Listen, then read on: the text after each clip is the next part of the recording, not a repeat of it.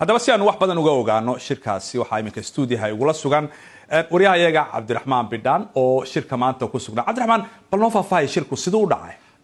farxaad si aad arkaysa shirku si habsami loo dhacay hotel weyn oo halkan inoo dhow baa lagu qabtay oo ay ka soo qayb galeen shirkadaha shidaalka iyo madaxda sare ee dawladda Soomaaliya oo ka mid yahay wasiirka macdanta iyo gudoomiye xigeenka baarlamaanka federaalka Soomaaliya. marka shirkaas wuxuu shir habsami loo dhacay si aad arkaysina dhanka kalena iyadana dadkii ka soo horjeeday iyaguna hawshooda wateen oo dibadda hotelka ka banaan baxayeen. maxay marka dadka ku banaan baxayaan? maxaa laga didsan yahay? dadka sida aynu maqlaynay qaarkood dadku farxaan waxa ka didsadeen shaki baa jira in Soomaaliya si jaban laga yaabo in shidaalkeedii shirkada ku qaataan oo siyaasiyiinta Soomaalida ee dawladdan ku jira matalan ay lacag qaataan wax la hubo maaha waa shaki baa jira. dad badan waxa ay isleeyihiin siyaasiyiinta Soomaalidu musuq weynta badan faraa la galaan marka cabsidaas ay jirta. marka waa tagtay meeshii ma waxba lagu xaraashayay mise waxba lagu soo bandhigay indhahaad ku soo aragtay? anigu wixii aanu soo aragnay waxaad farxaan in meeshaasi lagu soo bandhigay xog ku saabsan shidaalka Soomaaliya ee shirkadda Spectrum ay baadhay laakiin si saad la socoto arrimaha shidaalku waa arrimo badan oo siyaasad badan u baahan oo dawladaha ay ku shaqaleeyeen shirkado waaweyn laakiin maanta shirkaasi gabi ahaanba wuxuu ahaa intii aanu BBC-du ay joogtay wuxuu shir lagu soo bandhigay xogta shidaalka ee Soomaaliya.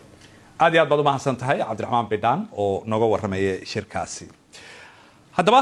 shidaalkan Soomaaliya la sheegayo ma yahay mid jira marka horeba? Soomaaliya shidaal ma ku jira guud ahaanba iyo marka la eegaba deegaanada Soomaalida? wariyaha BBC-da magaalada Hargeysa Sadiq Maxamed Burmad ayaa su'aashaas waxa uu weydiiyay wasiirkii hore ee macdanta iyo shidaalka ee Jamhuuriyadda iskeed madaxbannaanida ugu dhawaaqday Somaliland Xuseen Cabdi Ducaale.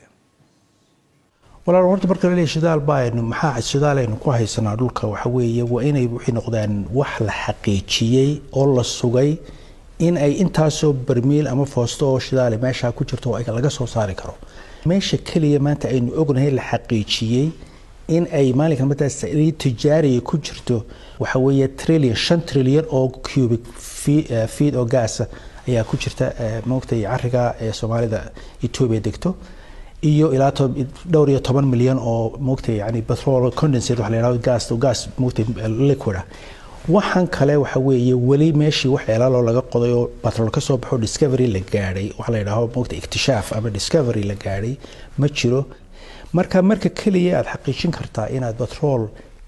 tijaariya meesha ka heshay waxa weeye markaad bilowdo ceelashii qodaadkoodii bilowdid markaad ceelkii ugu horreysay qodo haddii aad markaa shidaalba ka hesho tijaariyo la yiraahdo this is a commercial discovery wax la yiraahdo man halka ku harimaysa sheekadu waxa weeye marka waa inaad xajmiga goobta petrolka ku jira xajmigeeda qiyaastaa oo eegtaa waa marka ceelal badan oo kale ku dartaa meeshii dhamaysa inaad magtay fahanto inta petrol ku jirta diraasado marka ku samaysaa kaydkan aad heshay inta xajmigiisu yahay inta aad ka soo saari kartaa inta noqonaysa waxaasina diraasado badan bay qaadanaysaa iyo ceelal badan oo la qodo markaas bay factual noqonaysaa. inta kale waxa weeye sharciga moogtay yani liisanada haysta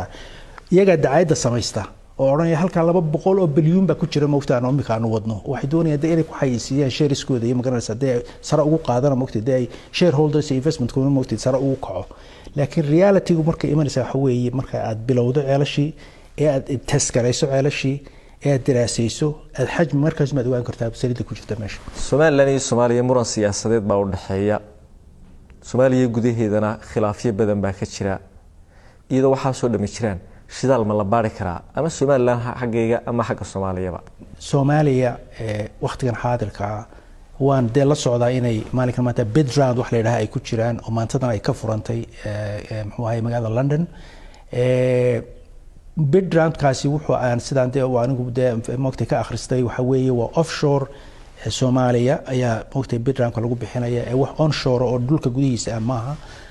laakiin anigu walaac baan ka qabaa runta wanaagsan waayo waxa weeye de marxalad weyn baynu inagu maray Soomaaliland ay martay oo ka soo gudubtay caqabad badan oo aad u fara badan. waxa ugu horeeya waxa weeye dadka aan meelaha dalku ku nool yihiin aad wax ka baadhiso haddaydan aad wixii fahansiin oo aanad waqti la qaadan oo aanad wixii aqbalin waxa uu ay qaadanayaan moogtay waxad moogtay shirkad weyn oo ajnabidu wadato moogtay dhowr dhinac ay ka shaqaysanayaan bay u qaadanayaan. marka waa inaad marka hore intaanad waxba bilaabin aan dadkii horta kalsoonidooda aad heshaa. taa anigu ma arko marka yani inaynu hal marxaladda ay gaadhay Soomaaliya inay gaadhay oo martay hanatay kalsoonidii dawladda meesha joogta ay kalsoonidii hanatay magaranaysaa deegaanada waxa laga baarayo imka waa offshore waxa weeye ciidamada halka ma gaari karto waa bad weeye laakiin baddaas markay wax laga helo waxa weeye barigu ma looga soo noqonaya wixii laga process gareynaya